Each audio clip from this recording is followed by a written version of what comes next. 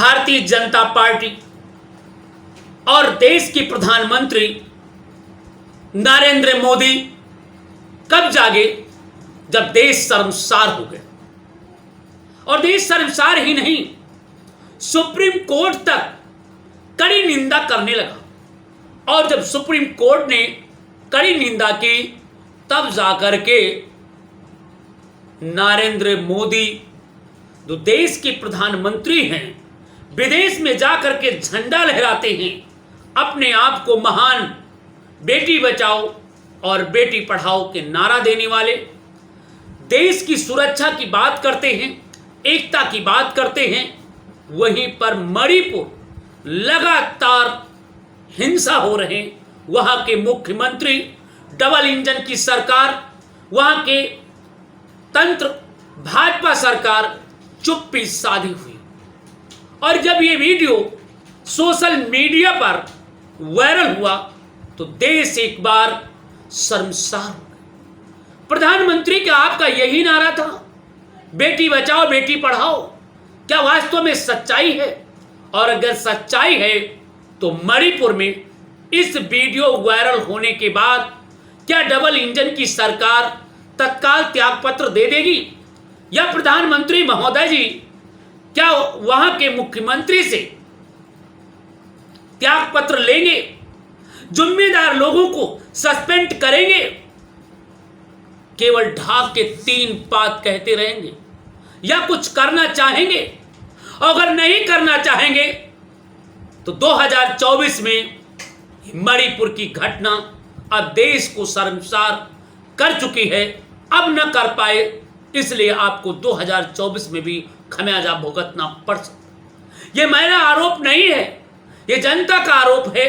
और यहां मणिपुर की जनता करा रही, जिस देश में, जिस भारत में नारियों को बेटी नहीं बल्कि देवी कहा जाता है, उनकी पूजा अर्चना किया जाता है, उन्हें यहां तक कि दुर्गा और चंडी के नाम से भी जाना जाता है, परंतु वह देश के चौकीदार अपने आप को देश के चौकीदार कहते हैं।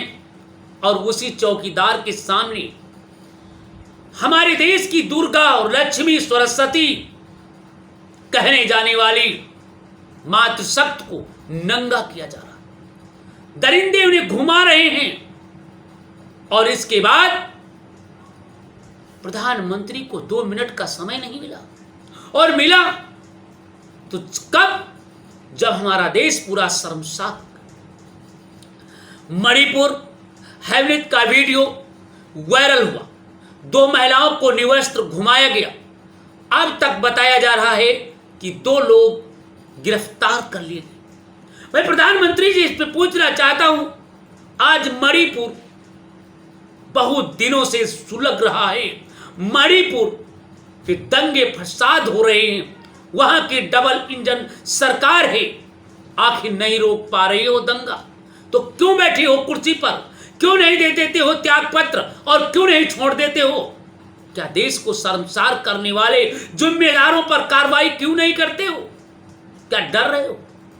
आखिर चाहते हो कि देश शर्मसार हो, और आप ये चाहते हो कि देश गुलाम बने?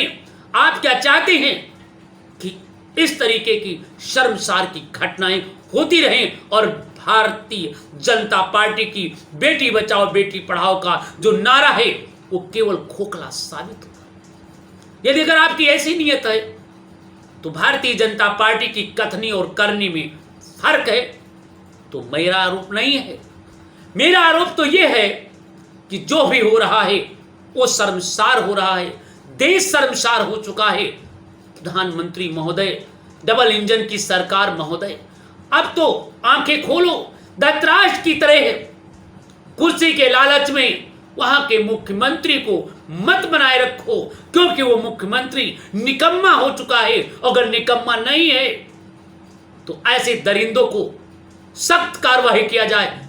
क्या इनका बुलडोजर पहुंचेगा? मैं पूछना चाहता हूं डबल इंजन की सरकार, क्या ऐसे दरिंदों को बुलडोजर पहुंच कर क्या उनको सजा मिलेगी? ये तो बात की बात है, परंतु देश एक बार शर्मसार। यहां पर राम की धरती है, कृष्ण की धरती है, यहां पर बुद्ध की धरती है, यहां पर महान पुरुषों की धरती है। और उस भारत में जहां पर हमारे यहाँ नारियों की बात करते हैं, ये देवियों की तरह पूजी जाती हैं, उनका अपमान हो रहा है। एक बार प्रधानमंत्री जी ध्यान दीजिए और ऐसे दरिंदों पर कार्रवाई कीजिए, ऐसे मुख्यमंत्री को तत्काल बर्खास्त कर दो जिन्होंने नंगा घुमाया है, जो कह रहे हो बेटी बचाओ बेटी पढ़ाओ। ये सब झूठ और घोषणा है। कृपया जिन सज्जनों से, सभी भाइयों से मेरा निवेदन है, इस वीडियो को देखें, सुने। अगर आपको अच्छा लग रहा है तो कृपया कमेंट करिए, शेयर करिए और उन बीजेपी के नेताओं को, उन बीजेपी के अंधे भक्तों को दिखाएं कि डबल इंजन की सरकार में जो राम राज की कल्पना कर रहे हैं, उनकी सरकार में पहले राम राज्य में सीता मां को अग्नि परीक्षा देना पड़ा था। आज इस राम राज की कल्पना करने वाली भारतीय जनता पार्टी की सरकार में बहनों को नंगा किया जा रहा है और धतराज की तरह हमारे देश के प्रधानमंत्री और वहां के मुख्यमंत्री डबल इंजन की सरकार कहने वाले अंधे भक्त आज बैठे हुए देख रहे, मगर आने वाले 24 के चुनाव में नहीं देखेंगे। अब ये प्रश्न उठता है, देखते हैं, जरा सुनिए, जरा गौर करिए।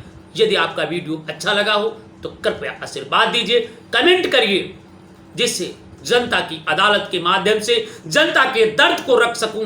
क्योंकि इसलिए जनता की अदालत शुरू किया गया, क्योंकि कोई अधिकारी नहीं हूं, कर्मचारी नहीं हूं, मगर जनता सब जानती है।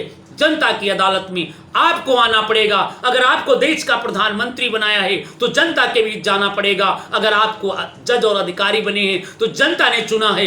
अगर आप इसके साथ विश्वासघात करेंगे तो आपको रोड में आना है। इसलिए मैं आपसे निवेदन करता हूं